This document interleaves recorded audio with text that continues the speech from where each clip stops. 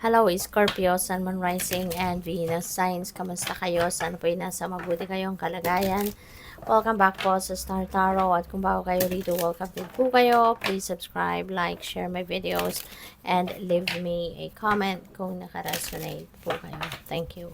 Tignan natin kung anong mga messages ni Scorpio. First message ninyo is spiritual gifts from Archangel Raziel. Sabi niya, yung prayer na pwede ninyong dasalin is, thank you, Raziel, for helping me channel my gifts and talents.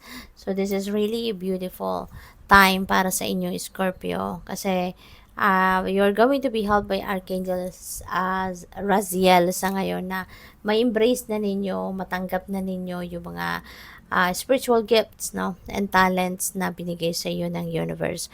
Maaari kasi na in the past, aware naman na kayo na meron kayong mga spiritual gifts at maybe because of fear or baka nahihiya kayo about it, no, kaya hindi ninyo yun, kumbaga, ini-embrace pa. But now, with the help of Archangel Raziel, wala ka nang pakialam kung ano mga sasabihin ng ibang tao sa'yo, but yes, you are going to channel that spiritual gifts and talents ninyo, no? So, express your creativity. Thank you, angels, for helping me to express my inner creator. So, ngayon din, maglalakas din kayo ng loob, no? Na gamitin, ilabas din, i-highlight, no? Yung creative prowess ninyo. Maglalakas ng loob din kayo na ilabas na yan, no? Kasi baka, 'di ba, may mga tao kasing mahiyain, ano, Scorpio. So, maaaring isa kayo sa ganon na mahiyain. You just want to be playing small, siguro. Kaya ngayon, no, iba na, no? There is going to be some kind of energy shift happening in your life.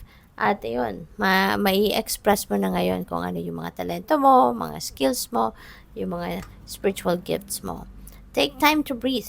Thank you, angels. I breathe with ease knowing you're here. Ayan. So, give yourself time to breathe. Give yourself time to rest, to relax.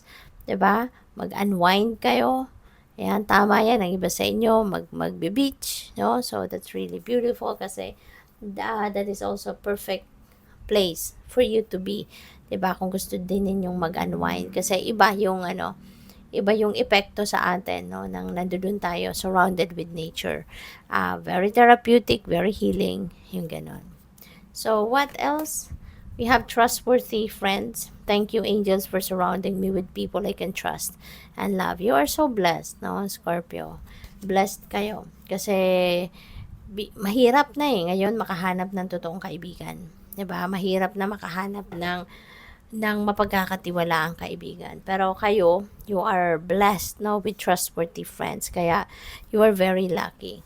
No, maswerte kayo. Kasi, you are surrounded with people, no, na mapagkakatiwalaan ninyo at matatakbuhan ninyo.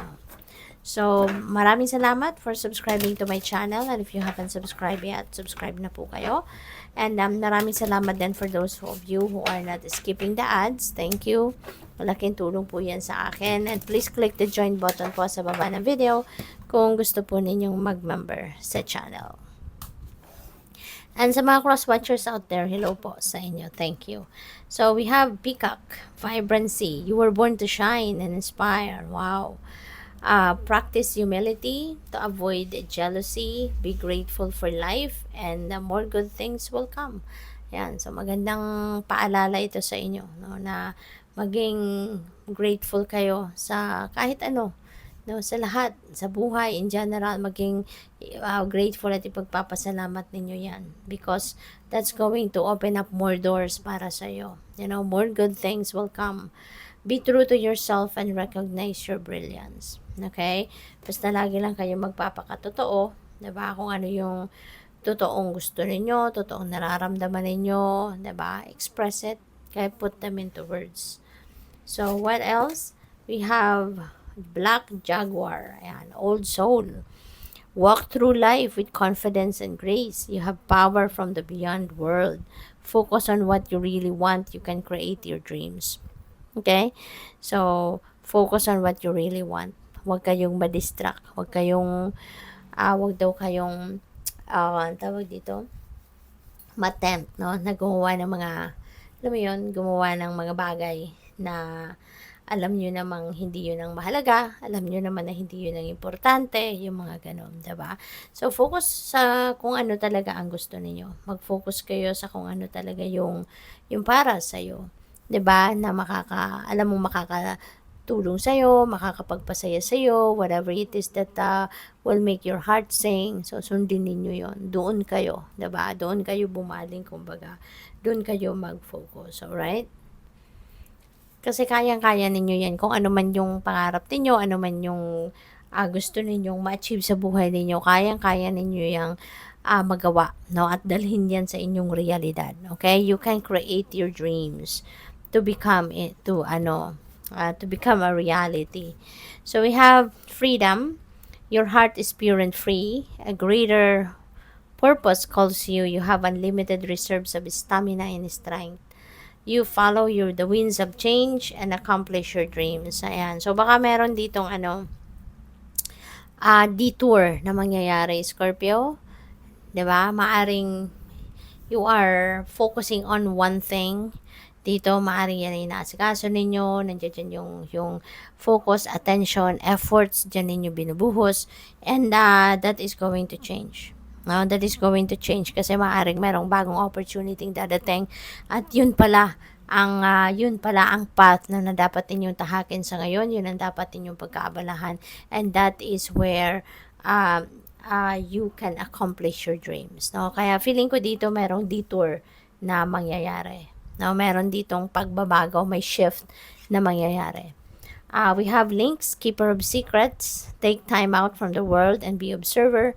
Nothing can deceive you when you trust your knowing. That's very true kasi alam naman ninyo na kung ano ang dapat, kung ano ang tama. Diba? Kaya hindi na kayo dito mabubudol, hindi kayo maluloko ng iba. You see others' secret and keep them sacred. In silence and solitude, you will find your strength. So, kayo mapagkakatiwalaan kayo, Scorpio. No? You are trustworthy. Kaya pala you are attracting trustworthy friends. Kaya you are attracting people that are also honest with you. Kasi napaka-honest din ninyo. Napaka-ano din ninyo. Ang tawag dito, meron din kayong isang salita, yung gano'n. Marunong kayong magtago ng sikreto.